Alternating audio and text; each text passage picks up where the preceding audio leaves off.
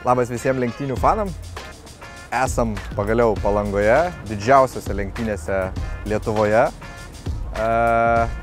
Šiandien, aš kaip vadinu, vyksta biurokratinė diena, kai visos komandos joms paskirtų laikų susirenka čia Palangoje šalia stadiono ir praeina administracinės, automobiliai praeina techninės komisijas, tvarkomi visi dokumentai ir komandos keliauja po truputį į trasą ir pradeda įsikūrinėti savo mini palapinių ir lenktynių automobilių miestelį.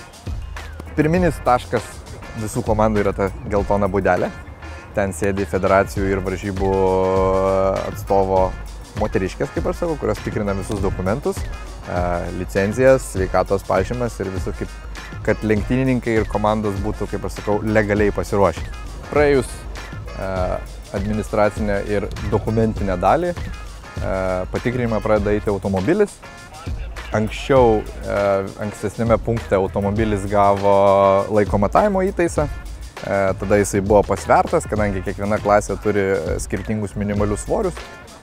Na ir čia yra praktiškai paskutinis sustojimas, kur techniniai komisarai pratikrina automobilį, ar jis iš tikrųjų atitinka būtent tos klasės visus reikalavimus. Tai čia jisai atstovi ilgiausią laiką. Na, bet mūsų automobilis yra tarptautinės klasės atitikimo ir pakankamai naujas, tai kažkaip visiškai ramiai čia visi stovim ir žinom, kad viskas bus gerai. O kol yra tikrinamas pats automobilis tech komisarų, patys lenktynininkai su savo visa ekipiruote, išsirikiavę eilutę irgi lygiai taip pat savo kiekvieną rūbą, kiekvieną apatinį, šalmą, kaklo įtaisą, visus pertikrina ir tikrinamas lygiai taip pat yra jų galiojimo laikas, kad niekas nebūtų pasenę, kad viskas būtų homologuota pagal paskutinius reikalavimus ir viskas. Tai va, ir viskas iš tikrųjų yra gerokai paprasčiau negu atrodo iš pradžių. Visus punktus praėjom be jokių problemų, automobilis techniškai idealiai viską atitinka. Kraunamės į priekabą, komanda važiuoja jau į lenktynių trasą, statytis palapinių ir įsirenginėti savo mini miestelio.